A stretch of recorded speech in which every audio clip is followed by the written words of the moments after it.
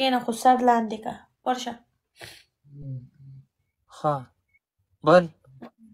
بس یو دماغ مې ډازېږي په ایمان ته به که څوک پکې کودالې وي او پته نشته چې سر به ډیپټۍ له پاسم که نه پنشمنټ وکړه بیا به پاسه کوم له پاسه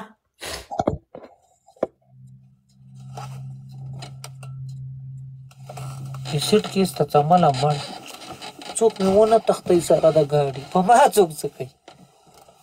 نور خو هسې نه بېکاره یم یو ګردې راکې شته دی دا رانه ونه باسي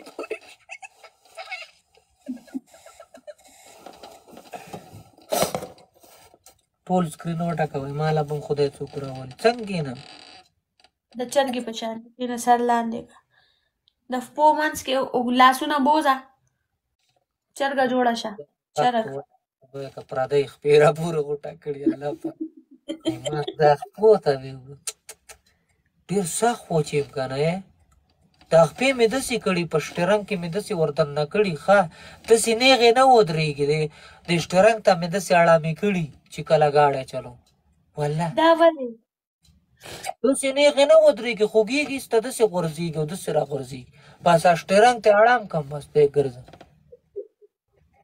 ځکه نه مړه دا پنشمنټ وکړه د چرګې په شان کېنه چرګه څنګه مرغه بنه مرغه بره شه که نه او همداسې او امیو ته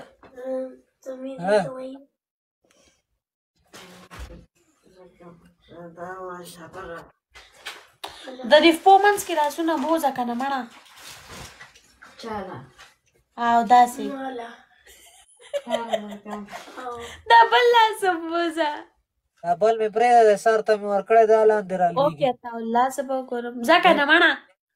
او یس اوکې سر لاندې که بې خطرې دي خطرې کې دې کېنولم خدای دې ښه که اوس ووایه اوس د چرګ اواز راوباسه قطقطیق څنګه اواز شابه راوباسه څنګه چرګې اواز راوکاږه نو څنګه وکړم کړت وکړم قطقطیق وکړم دا کټکټې وکړه شابه کنه وعلیکم سلام سبحان الله څنګه یې شابه کنه مړه ته مې کتاړه کې را لګي ښځه ها څو ځلې وکړه شابه کنه 15 پیرې وکړه قطقطیق لکۍ خو هم که لکۍ ورکړه لکۍ خو شته که نه شابه وعلیکم سلام جان قطقطیق څلور قطقطیق 15 پنځه وټپو کړه